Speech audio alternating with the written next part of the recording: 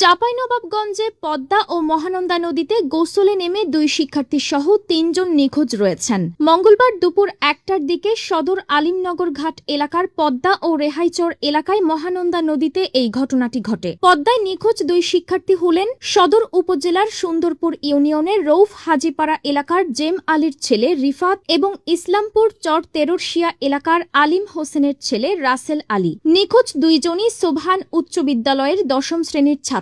তারা দুজনেই স্কুল থেকে বাসায় না ফিরে কয়েকজন বন্ধুরা মিলে গোসল করতে গিয়ে পানিতে তলিয়ে যায়। অন্যদিকে মহানন্দা নদীতে রাবার ড্যামে মাছ ধরতে গিয়ে মোহাম্মদ সাকিরুল ইসলাম নামে এক যুবক নিখোঁজ হয়েছেন। তিনি চাঁপাইনবাবগঞ্জ পৌর এলাকার আরামবাগ আজাইপুরের রুহুল আমিনের ছেলে। স্থানীয় বাসিন্দা, প্রত্যক্ষদর্শী ও পুলিশি সূত্রে জানা গেছে, নিখোঁজ দুজনই সোবহান উচ্চ বিদ্যালয়ের 10ম শ্রেণীর ছাত্র। মঙ্গলবার দুপুর 1টার দিকে কয়েকজন বন্ধু সহ তারা দুজন চরবাগডাঙ্গা ইউনিয়নের পদ্মা নদীর আলিমনগর ঘাটে গোসল করার এক পর্যায়ে পানিতে তলিয়ে যায়। স্থানীয়রা তাদের উদ্ধার তৎপরতা শুরু করেছেন। পরে খবর পেয়ে যোগ দেয় ফায়ার সার্ভিসের উদ্ধারকারী ডুবুরি দল। অন্যদিকে বেলা 2:30টার দিকে 3 বন্ধু মিলে মাছ ধরতে গিয়ে জাল ফেলার সময় পানিতে তলিয়ে যায় প্রবাসী সাকিরুল ইসলাম। পরে স্থানীয়রা তাকে উদ্ধারে খোঁজাখুঁজি শুরু করেছেন। গত 1 মাস আগে আরব আমিরাত থেকে ছুটিতে বাড়ি ফিরেছেন নিখোঁজ সাকিরুল। এ বিষয়ে চাঁপাইনবাবগঞ্জ সদর মডেল থানার ভারপ্রাপ্ত কর্মকর্তা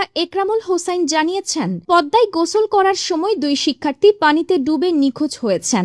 এছাড়াও মহানন্দা নদীতে রাবার ড্যাম এলাকায় মাছ ধরতে গিয়ে এক প্রবাসী নিখোঁজ হয়েছেন। ফায়ার সার্ভিস এবং পুলিশি সদস্যরা তাদের উদ্ধার তৎপরতা চালাচ্ছে বলেও জানিয়েছেন ওসি।